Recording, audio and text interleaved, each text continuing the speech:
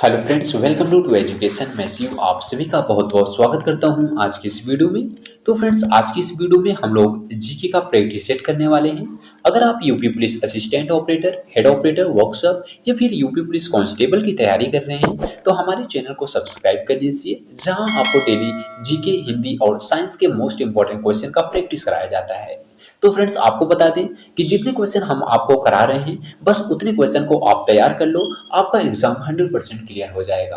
क्योंकि फ्रेंड्स, जितने भी क्वेश्चन हम आपको करा रहे हैं वही क्वेश्चन आपके एग्जाम में, पिछले एग्जाम में पूछे गए थे और आगे भी पूछे जाने की संभावना है। तो फ्रेंड्स, आज की इस प्रैक्टिस सेट में आपको टोटल 40 क्वेश्चन होंगे और 40 क्वेश्चन में से आप कितने क्वेश्चन सही कर पा रहे हैं अपना आंसर कमेंट बॉक्स में जरूर दीजिएगा। तो फ्रेंड्स, आपको बता दें कि यह जीके का तीसरा प्रैक्टिस सेट है। अगर पहले वाले प्रैक्टिस सेट को आपने नहीं किया है तो वीडियो के डिस्क्रिप्शन में आपको लिंक है, जाकर वहां उस प्रैक्टिस सेट को जरूर करिएगा। तो फ्रेंड्स, आप अपना आंसर दीजिएगा कि आप कितने क्वेश्चन को सही कर पा रहे हैं और हम लोग स्टार्ट करेंगे पहले क्वेश्चन से। लेकिन स्टार्ट करने से पहले आपको बता दें कि पहले 20 क्वेश्चन जो होंगे वो साइंस के होंगे और अगला 20 क्वेश्चन जो होगा वो जीके का होगा। यानी आपके एग्जाम में भी साइंस के क्वेश्चन आते हैं और जीके के भी क्वेश्चन आते हैं। तो फ्रेंड्स, 41 से लेकर 60 तक आपको साइंस के क्वेश्चन हैं, उसके आगे 61 से लेकर 80 तक आपको जीके के क्वेश्चन मिलेंगे।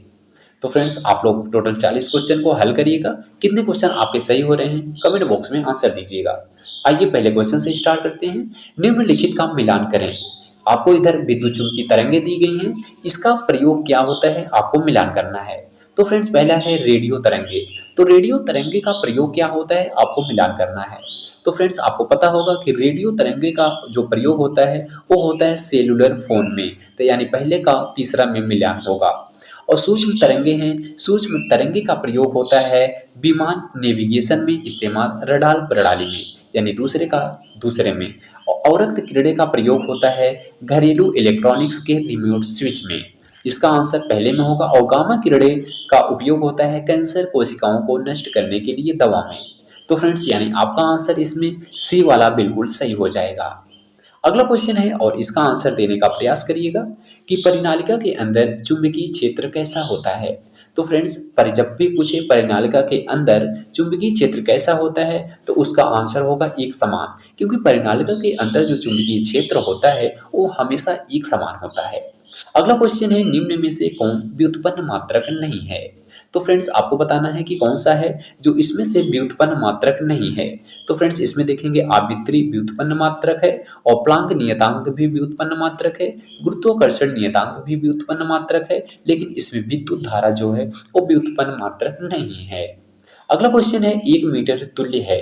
यानी आपको बताना है कि 1 मीटर किसके तुल्य है। तो 10 घातीय 10 एंगस्ट्रॉम के तुल्य होता है।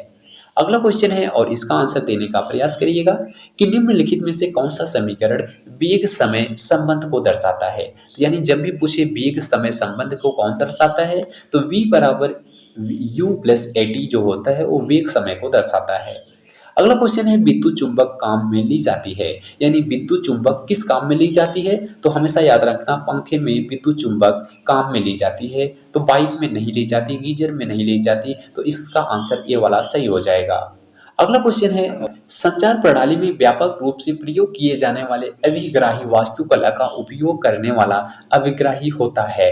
तो फ्रेंड्स, इसका आंसर हो जाएगा हेट्रोडाइन अभिग्राही, बी वाला इसका सही आंसर होगा। अगला क्वेश्चन है और इसका आंसर देने का प्रयास करिएगा कि निम्नलिखित में से कौन सा संचरण मीडिया सर्वोच्च डाटा दर का समर्थन करता है। तो फ्रेंड्स, इसमें आपका आंसर हो जाएगा प्रकाशिक फाइबर। यानी प्रकाशिक फाइबर जो होता है वो संचरण मीडिया सर्वोच्च डाटा दर का समर्थन करता है।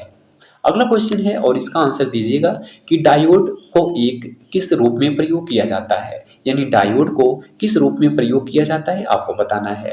तो फ्रेंड्स, डायोड को हमेशा रेक्टिफायर के रूप में प्रयोग किया जाता है। ये वाला आंसर बिल्कुल बिल्कुल सही आंसर होगा। अगला क्वेश्चन है और इम्पोर्टेंट क्वेश्चन है, ये आपके एग्जाम में पूछा जा सकता है और पिछले एग्जाम में पूछा गया था। एसी और डीसी किसके रूप होते हैं। तो फ्रेंड्स, आपने एसी और डीसी पढ़ा होगा। तो एसी और डीसी किसके रूप होते हैं। वोल्टेज के नहीं होते, हवा प्रवाह का नहीं होता, पानी का नहीं होता, इसमें सिर्फ चार्ज का प्रवाह होता है। यानी एसी डीसी में चार्ज का प्रवाह होता है। अगला क्वेश्चन है विद्युत चुम्बकीय प्रेरण क्या है, यानी आपको बताना है कि विद्युत चुम्बकीय प्रेरण क्या होता है। तो फ्रेंड्स विद्युत चुम्बकीय प्रेरण जो है वह कॉइल और चुंबकीय क्षेत्र के बीच सापेक्ष गति के कारण विद्युत धारा का उत्पादन करता है। अगला क्वेश्चन है प्रकाशिक तंतु किस सिद्धांत पर कार्य करता है। तो फ्रेंड जो प्रकाशिक तंतु होता है वह पूर्ण आंतरिक परावर्तन के सिद्धांत पर कार्य करता है। आपको पूछे कि प्रकाशिक तंतु किस सिद्धांत पर कार्य करता है, तो पूर्ण आंतरिक परावर्तन सिद्धांत पर कार्य करता है, आपका आंसर होगा। अगला क्वेश्चन है और इसका आंसर देने का प्रयास करिएगा कि एक व्यक्ति स्थिर पानी में नाव पर खड़ा है, यदि वह नाव तट की ओर चलता है तो नाव किधर जाएगी। तो फ्रेंड्स आपको पता होगा कि जब भी कोई नाव होती है, अगर वहां पर या किनारे पर नाव खड़ी है, व्यक्ति यहाँ से छलांग मारता है, नदी के बाहर आता है, तो नदी हमेशा नाव हमेशा पीछे की ओर नदी के विपरीत दिशा में जाएगी। तो फ्रेंड्स इसका आंसर हो जाएगा ए वाला बिल्कुल सही। नाव जो है तट से दूर चली जाएगी, क्योंकि इसमें क्रिया और प्रतिक्रिया का नियम लगेगा, न्यूटन का तीसरा नियम, क्रिया प्रतिक्रिया का नियम। तो जब व्यक्ति नदी की ओर छलांग लगाएगा तो नदी की उसके विपरीत दिशा में नाव जाएगी, यानी ये वाला आंसर बिल्कुल सही होगा। नाव तट से दूर चली जाएगी। अगला क्वेश्चन है निम्नलिखित में से किसमें कोई कार्य नहीं किया जाता है, यानी आपको 4 ऑप्शन है, इसमें से पढ़ना है कौन सा है जो कार्य नहीं किया है। तो फ्रेंड्स पहला आप देखेंगे कपिल अपने कंधे पर 10 किग्रा भार लेकर खड़ा है, सचिन 4 किलोमीटर की दूरी चलता है, एक कुली किसी बस से किसी कार तक वजन ले जाता है, अरुण मैदान पर क्रिकेट खेलता है। तो ये तीनों जो हैं ये तीनों काम किए हैं, और लेकिन जो पहला वाला है वह कोई कार्य नहीं किया है, क्योंकि कपिल अपने कंधे पर 10 किग्रा भार लेकर सिर्फ खड़ा है, उसने कोई कार्य नहीं किया। अगला क्वेश्चन है, इसका आंसर देने का प्रयास करिएगा कि पृथ्वी की सतह पर एक पिंड का भार 90 किग्रा वाट यदि मंगल ग्रह का द्रव्यमान पृथ्वी के द्रव्यमान का 1/9 गुना है, यदि इसकी त्रिज्या पृथ्वी की त्रिज्या से आधी है, तो पिंड का भार मंगल ग्रह पर क्या होगा। तो फ्रेंड न्यूमेरिकल है, इसको आप लोग सॉल्व करिएगा। इसका आंसर जिसका भी बी वाला आंसर आ रहा है तो बिल्कुल सही है। तो फ्रेंड्स अगर हम इसको सॉल्व कराएंगे तो वीडियो लॉन्ग हो जाएगा, इसलिए हम इसको छोड़ देते हैं। अगला क्वेश्चन देखते हैं, इसका आंसर देने का प्रयास करिएगा कि विद्युत परिपथ में किसकी गति से विद्युत धारा बनती है। तो फ्रेंड्स आपको बताना है कि विद्युत परिपथ में इलेक्ट्रॉन की गति से विद्युत धारा बनती है। इलेक्ट्रॉन का जब गति होती है तब विद्युत धारा बनती है। अगला क्वेश्चन है किसकी यसाई इकाई जूल प्रति सेकंड होती है। तो फ्रेंड्स जो शक्ति की यसाई इकाई होती है वो जूल प्रति सेकंड होती है। इसका आंसर डी वाला सही हो जाएगा। अगला क्वेश्चन है बंदूक से चली गई गोली लक्ष्य के भीतर गहराई से चली जाती है क्योंकि इसमें कौन सी ऊर्जा होती है। यानी आपको बताना है कि जब बंदूक की गोली जाती है तो वह भेदते हुए अंदर की तरफ निकल जाती है, तो उसमें कौन सी ऊर्जा होती है। तो फ्रेंड्स उसमें गतिज ऊर्जा होती है जो अपने लक्ष्य की ओर भेदते हुए अंदर की तरफ चली जाती है। अगला क्वेश्चन है और इसका आंसर देने का प्रयास करिएगा कि 10 ओम प्रतिरोधक पर जब 140 वोल्ट का विभवांतर अनुप्रयुक्त होता है तो इसमें होकर प्रवाहित होने वाली धारा की गणना कीजिए। तो फ्रेंड्स देखिए न्यूमेरिकल पूछा गया है, आपको हम हिंट दे रहे हैं। जब भी इसमें धारा पूछा जाए, धारा आई पूछा गया है, इसमें फॉर्मूला लगाइएगा आप V बराबर I इंटू आर। तो फ्रेंड्स जब V बराबर I इंटू आर का फॉर्मूला लगाएंगे तो I का मान पूछा गया है, I बराबर हो जाएगा V अपान R। तो V का मान दिया गया है 140 वोल्ट और R का मान दिया गया है 10 ओम। इसको सॉल्व करेंगे 0 से 0 कट जाएगा, ऊपर बचेगा 14। तो आपका आंसर हो जाएगा इसमें से 14 एम्पियर, बिल्कुल सही आंसर। अगला क्वेश्चन है और इसका आंसर देने का प्रयास करिएगा कि यदि किसी तार के व्यास को आधा कर दिया जाए तब तार में प्रवाहित धारा का मान कितना होगा। तो फ्रेंड जब भी किसी व्यास को आधा किया जाता है तो उसमें प्रवाहित धारा 1/4 हो जाती है। तो इसमें ए वाला आंसर बिल्कुल सही हो जाएगा। तो फ्रेंड्स साइंस के क्वेश्चन खत्म हो गए, अब हम लोग सामान्य ज्ञान के क्वेश्चन करेंगे यानी जीके के। अब 61 से लेकर 80 तक आपके जीके के क्वेश्चन होंगे। अब इसको आप लोग इसका आंसर देने का प्रयास करिएगा। क्वेश्चन है वर्ष 1526 में पानीपत का युद्ध बाबर और किसके बीच लड़ा गया। तो फ्रेंड्स आपको बताना है कि जब 1526 ईस्वी में पानीपत का युद्ध हुआ था, बाबर और किसके बीच लड़ा गया था। तो फ्रेंड्स इसका आंसर होगा बाबर और इब्राहिम लोदी। यानी 1526 में पानीपत का युद्ध जो हुआ था वो बाबर और इब्राहिम लोदी के बीच हुआ था। अगला क्वेश्चन है किस व्यापारिक कंपनियों ने मुगल साम्राज्य के दौरान 1605 में भारत में मछलीपट्टनम में अपने ठिकाने स्थापित किए थे। तो फ्रेंड्स इसमें आपको बता दें कि इसका आंसर आएगा डच जो व्यापारिक कंपनियों ने मुगल साम्राज्य के दौरान 1605 में भारत मछलीपट्टनम में अपने ठिकाने स्थापित किए थे। अगला क्वेश्चन है आर्य समाज के संस्थापक कौन थे? इंपॉर्टेंट क्वेश्चन है। आर्य समाज के संस्थापक दयानंद सरस्वती जी थे। तो फ्रेंड्स इसमें बी वाला आंसर सही हो जाएगा। अगला क्वेश्चन है, निम्नलिखित में से किसे गांधी जी अपना राजनीतिक गुरु मानते थे? तो फ्रेंड्स आपको बताना है कि गांधी जी किसे अपना राजनीतिक गुरु मानते थे? तो फ्रेंड्स गोपाल कृष्ण गोखले को गांधी जी अपना गुरु मानते थे। अगला क्वेश्चन है, भारत का संविधान दिवस कब मनाया जाता है? तो फ्रेंड्स आपको पता होगा कि भारत का संविधान दिवस 26 नवंबर को मनाया जाता है। अगला क्वेश्चन है, भारतीय संविधान में कितनी अनुसूचियां हैं? तो फ्रेंड्स ये सभी इंपॉर्टेंट क्वेश्चन है, आप इन सभी क्वेश्चन को तैयार करते जाइएगा। भारतीय संविधान में कितनी अनुसूचियां होती हैं? तो 12 अनुसूची होती हैं। अगला क्वेश्चन है, भारतीय नागरिकता किसके द्वारा दी जाती है? तो फ्रेंड्स आपको बताना है कि भारतीय नागरिकता जो होती है वो भारत के राष्ट्रपति के द्वारा दी जाती है। अगला क्वेश्चन है और इसका आंसर दीजिएगा कि राष्ट्रपति किसके परामर्श में संसद के सभी सत्र आयोजित और स्थगित करते हैं? तो फ्रेंड्स इसका आंसर हो जाएगा मंत्री परिषद।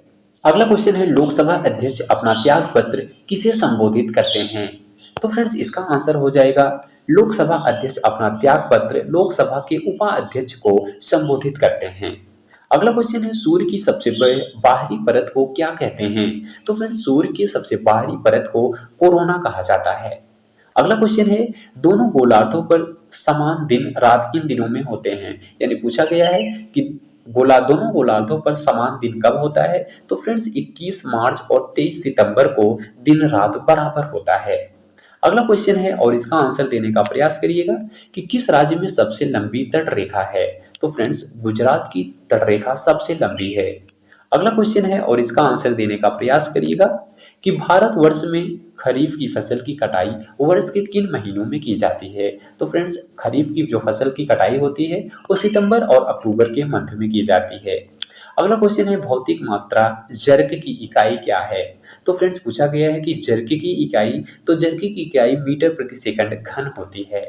अगला क्वेश्चन है, 0 केल्विन किसके बराबर होता है? तो फ्रेंड्स 0 केल्विन जो होता है -273 डिग्री सेल्सियस के बराबर होता है। अगला क्वेश्चन है, कोशिकाओं के अध्ययन को कहा जाता है, यानी आपको बताना है कि कोशिकाओं के अध्ययन को क्या कहा जाता है? तो फ्रेंड्स कोशिकाओं के अध्ययन को साइटोलॉजी कहा जाता है। अगला क्वेश्चन है, 1 टेराबाइट कितने मेगाबाइट के बराबर होता है? तो फ्रेंड्स 1 टेराबाइट 1024 इंटू 1024 मेगाबाइट के बराबर होता है। अगला क्वेश्चन है और इसका आंसर देने का प्रयास करिएगा कि केवलादेव राष्ट्रीय उद्यान किस राज्य में स्थित है? तो फ्रेंड्स आपको बताना है कि केवलादेव जो है वो राष्ट्रीय उद्यान किस राज्य में है? तो फ्रेंड्स केवलादेव राष्ट्रीय उद्यान राजस्थान राज्य में है। अगला क्वेश्चन है, भांगड़ा कहाँ का लोक नृत्य है? तो फ्रेंड्स भांगड़ा जो है वो पंजाब का लोक नृत्य है। अगला क्वेश्चन है, उत्तर प्रदेश में होली के त्योहार पर लठमार होली मनाई जाती है, कहाँ मनाई जाती है? तो फ्रेंड्स लठमार होली जो है वह बरसाना में मनाई जाती है। तो फ्रेंड्स हम लोगों ने साइंस के 20 क्वेश्चन किया और जीके के 20 क्वेश्चन किया। टोटल हम लोगों ने 40 क्वेश्चन का प्रैक्टिस किया। आपने कितने क्वेश्चन सही कर पाए आप कमेंट बॉक्स में अपना आंसर दीजिएगा और क्वेश्चन का लेवल क्या था आप लोग उसे भी बताइएगा, जिससे हम अपना अगला प्रैक्टिस सेट अच्छे से अच्छा ला सकें। और मिलते हैं अगले वीडियो में, तब तक के लिए जय हिंद जय भारत।